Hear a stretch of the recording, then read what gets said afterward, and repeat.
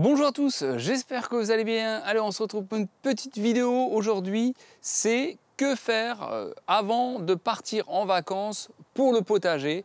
C'est ce qu'on va voir un petit peu dans cette vidéo. Donc, on est juillet-août, vous êtes nombreux et nombreuses à partir en vacances.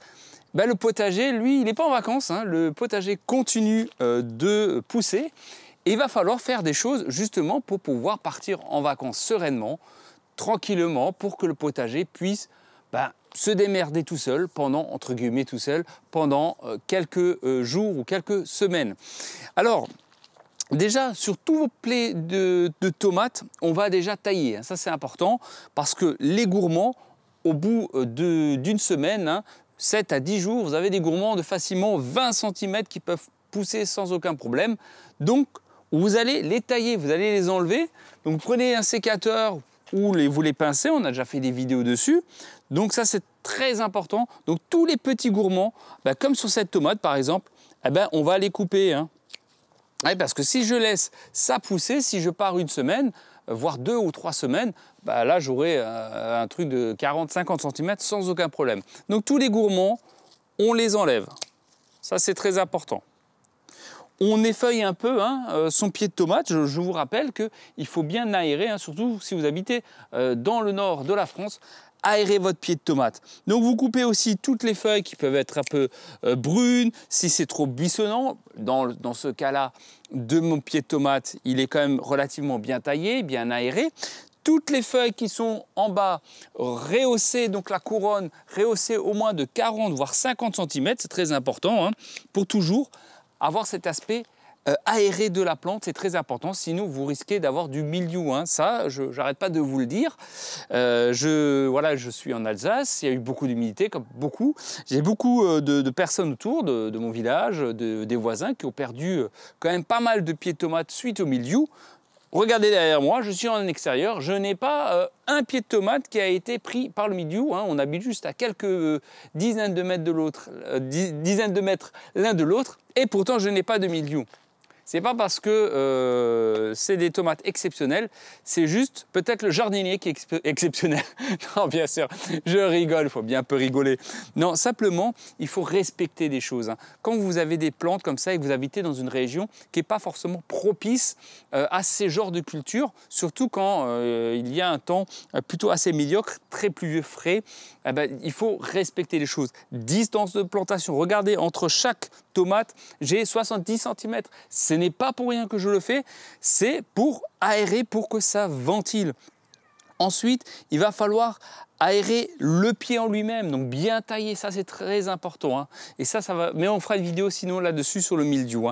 Donc on va retourner sur qu'est-ce qu'on fait avant les vacances. Donc vous aérez votre pied de tomate, vous enlevez tous les gourmands du pied à la tête. Ensuite, vous les accrochez, vous prenez, vous les tutorez de nouveau correctement. Alors ça, chacun, vous pouvez faire des petites cordelettes, bref, ce que vous avez. Donc vous allez de nouveau les rattacher, ça c'est important, sinon ils vont tomber. Voilà, et là mon pied, il est tranquille de nouveau pour environ 1 à 2 semaines, sans aucun problème, je pourrai le laisser tranquillement. Donc enlevez les gourmands, aérez votre pied, attachez votre tomate. Ça c'est pour les tomates. Pour les autres plantes en général, si vous avez fait le suivi de la taille, etc., des concombres, des potirons, il n'y a pas de problème, vous pouvez partir en vacances sans aucun problème. Eux, ils ne seront pas embêtants. Ce sera plus au niveau des tomates. Ensuite, ramenez de l'engrais. On avait fait une vidéo dessus. Ramenez de l'engrais au pied, arroser avec du liquide, comme ça ils sont tranquilles pendant 2 semaines. Si vous pouvez, si vous connaissez des gens qui peuvent, pendant votre absence, essayer de tailler quelques gourmands, montrez-leur un petit peu comment que ça fonctionne, c'est toujours ça de gagner. Si vous partez 3 semaines, 1 mois, là c'est un peu long. Donc s'ils peuvent tailler quelques gourmands, c'est toujours ça de gagner. Ensuite, c'est l'arrosage. L'arrosage, moi, je vous conseille de partir sur de l'arrosage, et on a vu au goutte à goutte, où vous pouvez même automatiser tout ça. Mais si vous ne voulez pas l'automatiser, il n'y a aucun problème. Vous pouvez mettre un arrosage automatique et dire à votre voisin, un membre de votre famille, d'ouvrir simplement la vanne pendant 20 minutes, une demi-heure, une fois par jour, ou même tous les 2 jours. Moi, je le fais une fois tous les 2 jours, donc ça suffit largement. Vous ouvrez et vous fermez, vous êtes tranquille. Avant de partir en vacances, donc la veille, vous arrosez bien 2 à 3 fois plus que vous avez l'habitude de faire pour que ça soit bien arrosé, pour que vous êtes sûr que c'est bien arrosé. Vous le faites la veille, voire le matin avant de partir, hein, eh bien vous levez une demi-heure, 1 heure plus tôt et vous arrosez en conséquence. N'ayez pas peur même d'inonder entre guillemets votre terrain pour être tranquille au moins pendant plusieurs jours. Hein. Sinon, ça risque d'être compliqué. Vous voyez, là il fait beau de nouveau, 30 degrés, 35 degrés. Pas de pluie, donc là ça va pas tenir longtemps. Hein. Donc n'hésitez pas à bien détremper votre terrain, ça c'est très important. Les habitants du Nord, vous voyez que il pleut quasiment un jour sur 2 ou un jour sur 3 actuellement.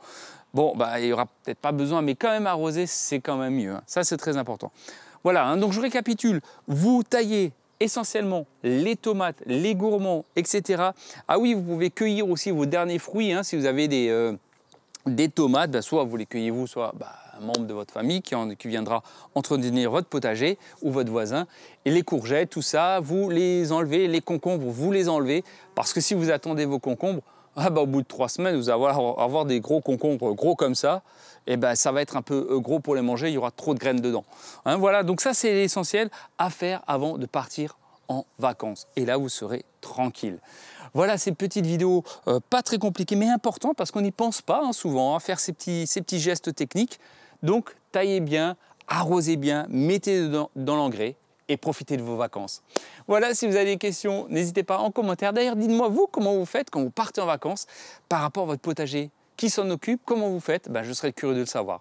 Allez, prenez soin de vous. Je vous dis à très bientôt au potager et à très vite. N'hésitez pas à liker et vous abonner.